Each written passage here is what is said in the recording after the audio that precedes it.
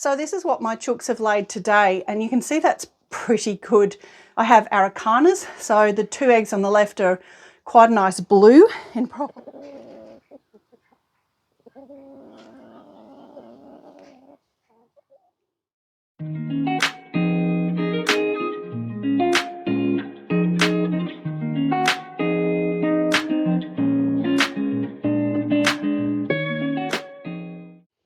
Hi friends, welcome to Sunflower Hill. I'm Tina and I'm a single mum homesteading in Victoria in southern Australia. It's winter at the moment, midwinter, July, and I nearly said June because I can't keep up.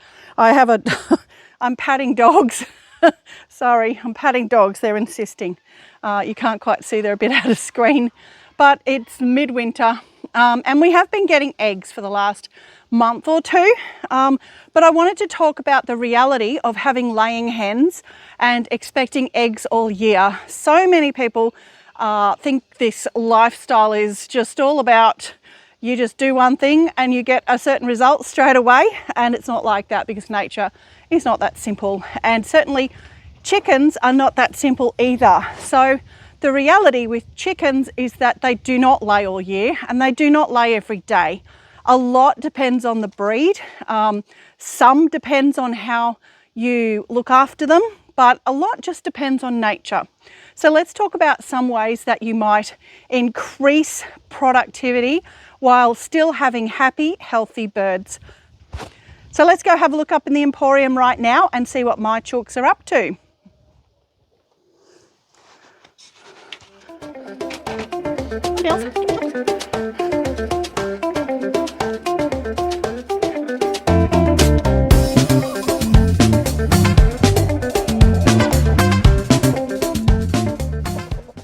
So this is what my chooks have laid today, and you can see that's pretty good.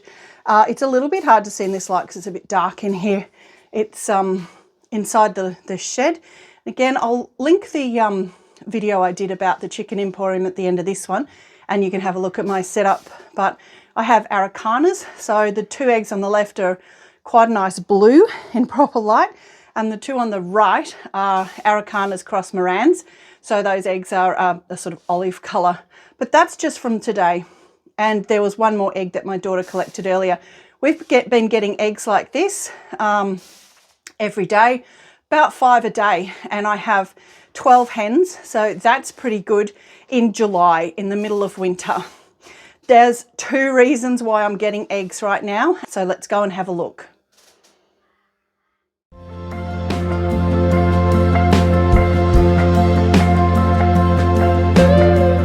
So a feeder like this is what I use. I use this Chook Tread automatic feeder. It keeps the rodents out and it allows chickens free access to their grain all the time. Chooks that lay eggs need a lot of energy, and they need to get that from grain and from bugs and other kinds of protein. So if you are only feeding them once or twice a day, then you risk underfeeding them in the sense that they don't have enough energy and they don't have enough protein to be able to lay eggs. But also you can have the opposite happen, where you're giving them too much and you invite rodents, particularly rats and mice, in to eat the extra grain. And then you have a problem with rats and mice, which is not what you want, is it? Don't want that, no. We don't like them. They also invite snakes, and when you have a lot of very venomous snakes, you definitely don't want to be doing that. Even if you're in northern Australia and you've got pythons, they will come and take your eggs, and some really big monitors and things like that will come in for the rodents, and they'll also take your chooks and chicks.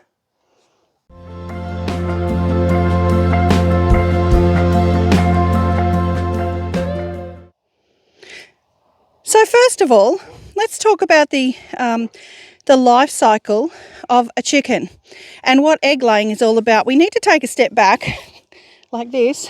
Book, book. She's hoping I might have scraps or dig up a worm for her, aren't you? We need to take a step back and understand that these animals did not evolve to lay eggs for us to eat. So firstly, the purpose of laying eggs for these animals is reproduction. It's not actually about providing humans with food. So that's the first thing we need to take a bit of a step back and understand that that is not what egg laying evolved for. We have purpose-bred chickens, which means we've selected over many, many generations for them to have certain traits, just like with dogs and cats and other creatures that we've domesticated. And some breeds that we've developed by choosing traits that we like have turned into our egg layers. Egg laying breeds are definitely going to give you more eggs overall than if you choose a breed that's not bred for egg laying. So there's your first tip. Choose breeds like Scales and Morans crossed Araucana, and they are excellent layers. I highly recommend Araucanas. This girl here is a pure Araucana, and they are very, very good egg layers. I will extol the virtues of Araucanas maybe on a separate video, but they're an excellent choice for the backyard chook keeper because they're really, really chilled out, pleasant birds. They're very friendly, they're not skittish, and they lay a lot, and they're also very good foragers. So if you're using them in your system to help dig up and recycle nutrients, they're really, really good little birds to have, and they're so nice to have around. They're so friendly. This girl, Morans, are also a great egg laying breed. These breeds, the Morans and the Araucanas, also will lay you blue and olive, and in the case of pure Morans, dark chocolate brown eggs, so coloured eggs, which are quite popular at the moment. Another good laying breed is these guys, head down, bum up, chook, chook, chook, Sussex. These are light Sussex. So light refers to the bird's colour, not the or the colour pattern, the feather pattern there, not to the actual weight of the bird. You will see chooks described as heavy or light breeds, but that's not what it means in this case. It's just that the feather pattern that this girl has. And Sussex are another really good laying breed. They're very placid, very gentle, get along with other chooks. So they're another breed that has been purpose bred over generations to be really good laying hens. People who eat meat do use them for that as well, because they are actually heavier in weight too, but we won't talk about that, it's okay. Oh, she looks worried. All vegetarians here, so you're safe, love. Okay, so the first thing you need to consider is choosing a breed that is actually going to lay eggs for you and isn't going to be too stressed, and the body's not going to be stressed by it. Now, in nature, a chicken or any other bird would lay a clutch of eggs and then sit. So the purpose of laying eggs, obviously, is to reproduce. They'll lay a clutch, then their brain will say, that's a good size clutch, and they'll go broody. Their hormones will switch over to sitting and incubating those eggs, and then to raising the chicks. That means that, naturally a chook would probably lay a dozen eggs, sit, and then maybe do that twice in a season. We've bred chickens so that they lay and lay and lay, but by the same token, if you let them go broody and let them sit on a clutch, they will do that instead of keeping on laying. So that's one thing to consider. Some breeds are more broody than others. But the natural life cycle of any hen, even one that's bred for laying, still means that you won't have eggs all year, because their bodies have needs just like our bodies do. And the need when it comes to late summer, early autumn, is to have a really good healthy batch of feathers so that they can get through the winter and go on till next year in a healthy state.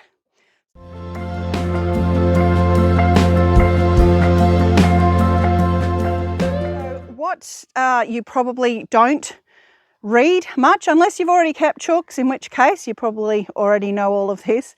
But if you're new to chickens or you haven't kept them for very long, then what is not commonly talked about is the fact that chickens actually molt and they don't lay after that molt for a period of time. Now, the molt happens in autumn, so the period of time where they don't lay tends to be winter. That means that after the big laying and hatching time in spring and summer, most of your chickens will start molting. The way they do that is varied and depends on the individual bird.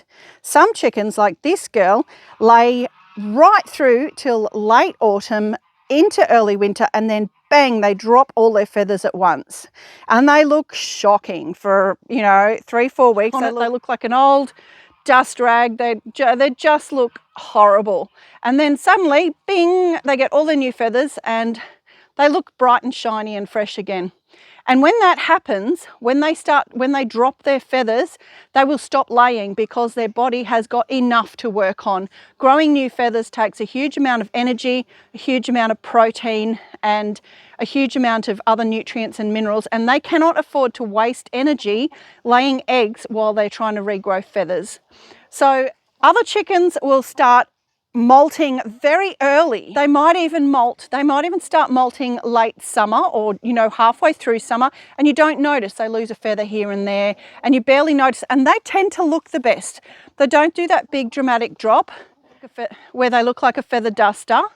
They don't do that. They just kind of look okay for the whole season. But unless you keep an eye on them, what you're not noticing is that they have actually stopped laying. So once they start the molt, they stop laying. So your best layers are actually going to be the ones that look like feather dusters because they lay for longest. They lay right up till, in winter time for as long as they can. Then they drop everything at once and regrow everything. So they don't have as long a period of time where they're trying to regrow feathers or where they're molting. So your better laying birds are often the ones that don't look as good. Once your chooks have finished their molt, they can start laying again.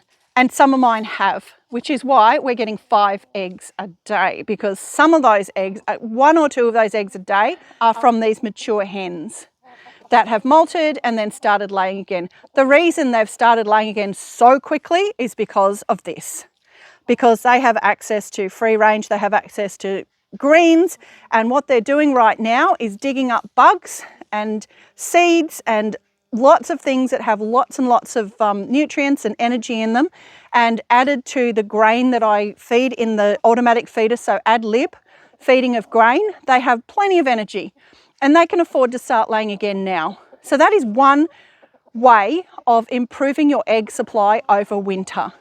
Just really make sure that your birds have everything they need and more.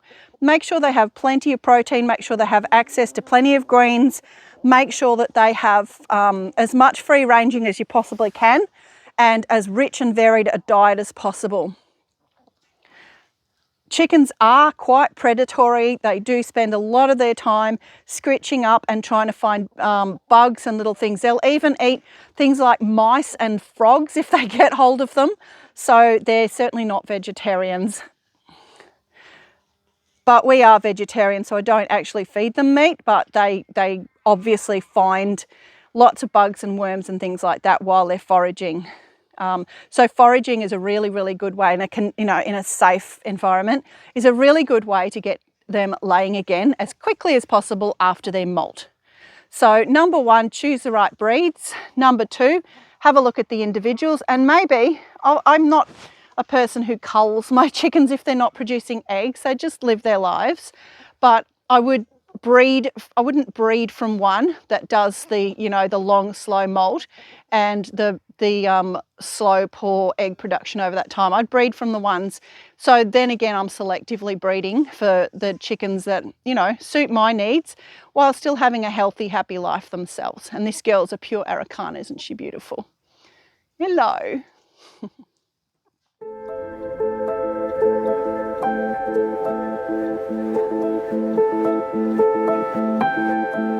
So something else that a lot of people advise on chicken groups, and certainly the commercial laying setups do this, is to put artificial lighting into your chickens' housing. That makes their brains think, and therefore their hormones think, that it's not winter, because the hormonal changes over the seasons are triggered not by heat but by day length. If you put up lighting that tricks their brain into thinking that the days are longer than they are, then they will keep laying. Now, for me, that's an absolute no-no. I would not suggest anybody do that, because what you're doing is using up that chicken's energy, you're taking away its normal rest time, and you're probably shortening that bird's life considerably. So I'm just going to take a minute here to talk about commercial layers. A lot of people, when they get into chickens, because they're easy to find, will buy commercial crossbred layers. Now, those birds have been bred not just to lay well, but to lay like machines. So they have been bred to lay every day. Sometimes they'll even lay twice a day. And to be kept under lights, they are used like that for 18 months, and then they're pulled out and they're put in tiny little cages, stacked up on one another, and they're sent off for slaughter for dog meat. Ask me how I know. I've gone to these places and bought some of these hens thinking I was, doing the right thing, rescuing them. And please don't come at me in the comments about not giving these people money and blah, blah, because I was completely across all that. I just wanted to give these 160 chooks that I got a good life, and I found lots of homes for them. They don't live very long. In all honesty, they don't live very long once they come out of those commercial laying places. And that's because they have basically had all of their energy used up by constant egg laying over 18 months. They don't give them a break. They have the lights on constantly, and the breeds that they have created by crossbreeding for commercial laying, they just lay like that. Their bodies are just designed that way. They don't do this. They don't hang out in little groups like this. They don't do normal chickeny things, even free range, unless you've got a very, very ethical, free range producer. There's some that are fantastic, but a lot are still in small areas without much space. And so I would not suggest, personally, I wouldn't suggest buying commercial crossbred layers for the home backyard, because yes, you'll get high egg production, but over a relatively shorter period of time. Longer than 18 months, if you treat them kindly like this, you probably get, a few years out of them, maybe 3-4 years, but you certainly won't get 8 years out of them, and they won't keep laying over a really long span of time. They're bred to be used and discarded, essentially. And that's also what using lights to trick them into laying constantly does. It literally uses up the body's supply of nutrients and of energy and of potential egg laying. And it literally just condenses the animal's life into a shorter period of time, and then they're gone. That's it. And they won't lay anymore, and they die young. And, if you're okay with that, I guess that, far be it from me to judge other people, but not in terms of not judging, but just giving suggestions, that I don't feel that that's ethical, personally. I feel that if you're going to use things from animals, like their eggs and their labour, then you need to give them back what they need and give them a good life. So that is one way to increase egg production over winter, but I personally don't think it's ethical or good for the bird's health. So I use 2 ways of ending up with eggs over winter for me and my kids. The first, as I said, is making sure that they have everything they need and letting them into a new fresh run with fresh grass and fresh bugs and lots of protein and lots of nutrients in what they're getting. The other way is called cheating.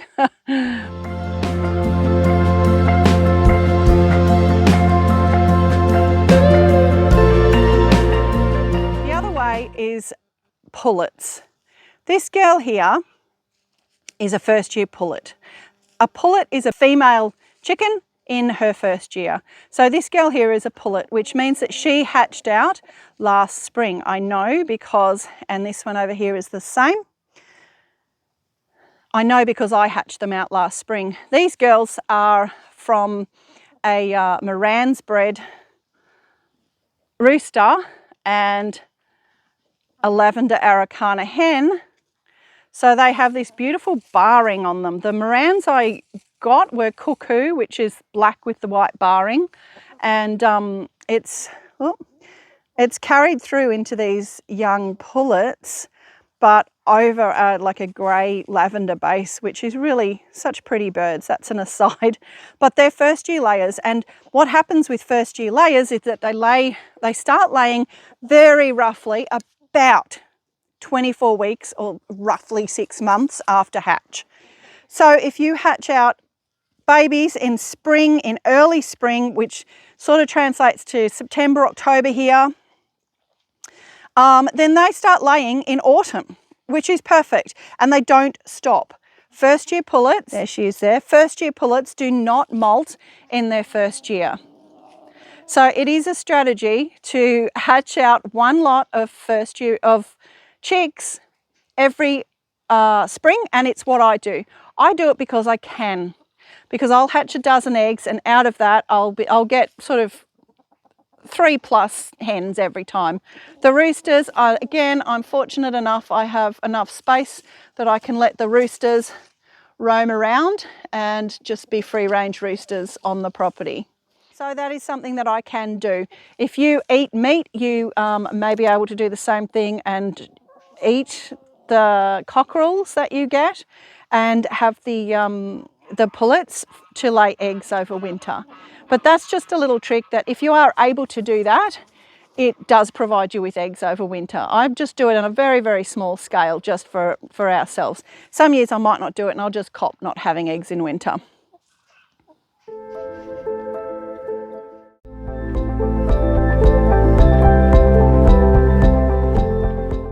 So you can see these girls are scratching. There's grass here that they're eating. They have been eating the remains of the summer veggies, and they're getting lots of bugs there as well. So that's the main thing. The main thing is give them what they need, as much of what they need as they need. Ad lib feeding, make sure you supplement their minerals. I might talk about what I do for minerals in another video, but I use Pat Colby's minerals. I strongly suggest looking her up. Absolutely excellent stuff, but that's what I use. I put that in their grain, and they have free ad lib access to grain, and then they have these runs as well. So number one thing is to choose your breeds wisely and look after them really well.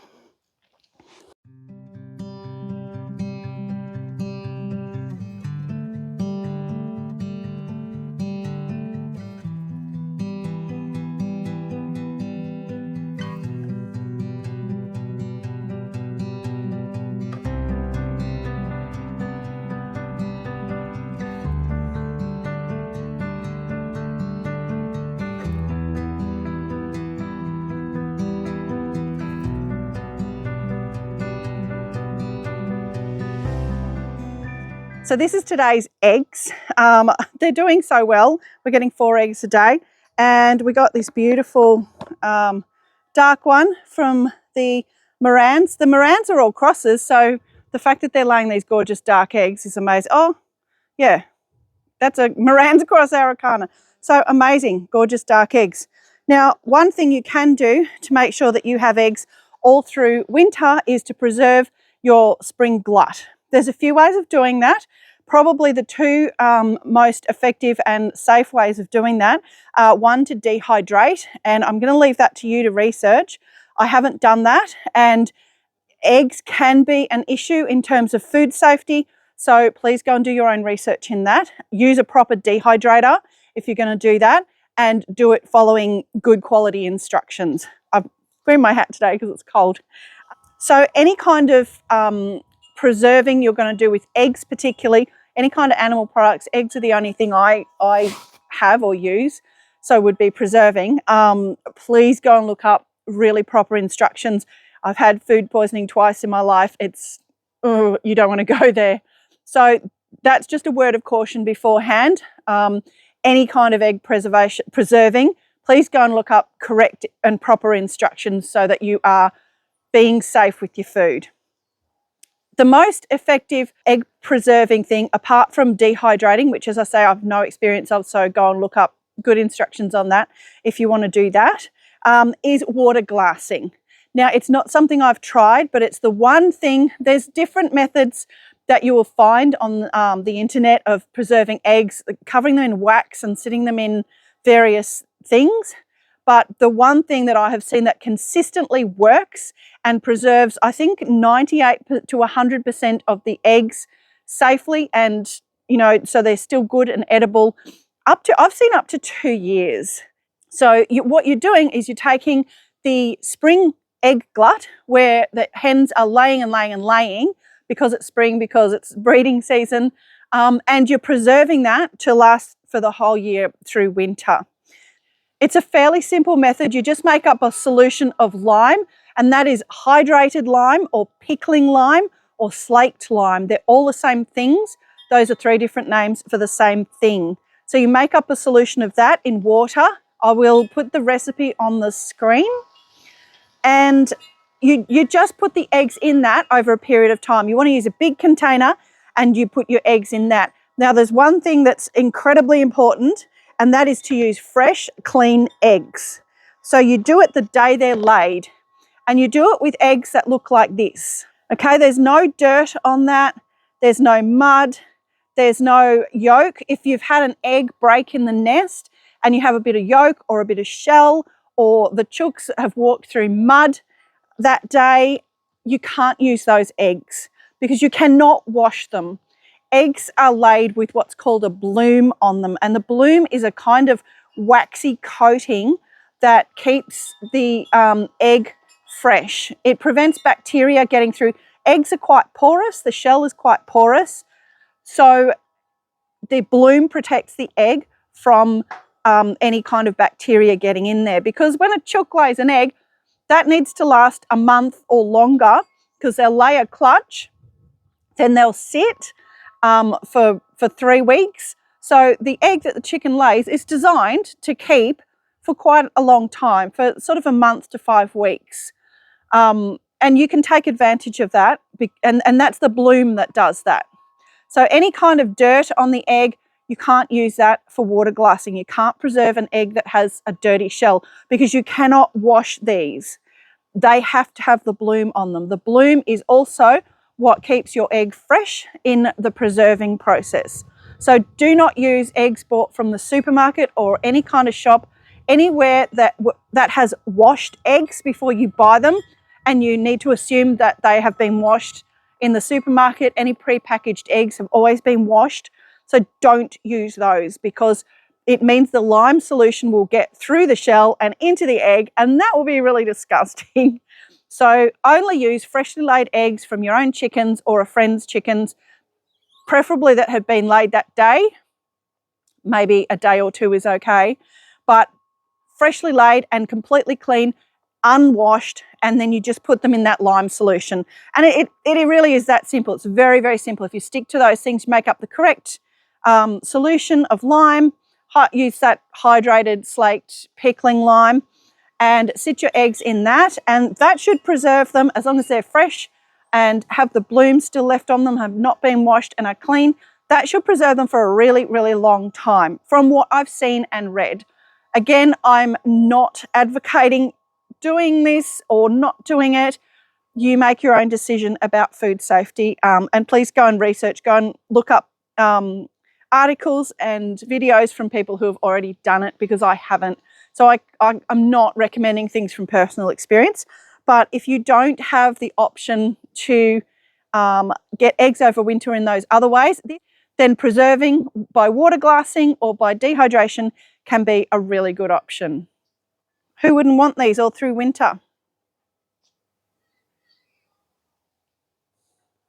Okay, friends, that's about it for today. I hope you've learned something. And if you haven't, I hope you've enjoyed seeing my chooks and my eggs, because I really love my chookies.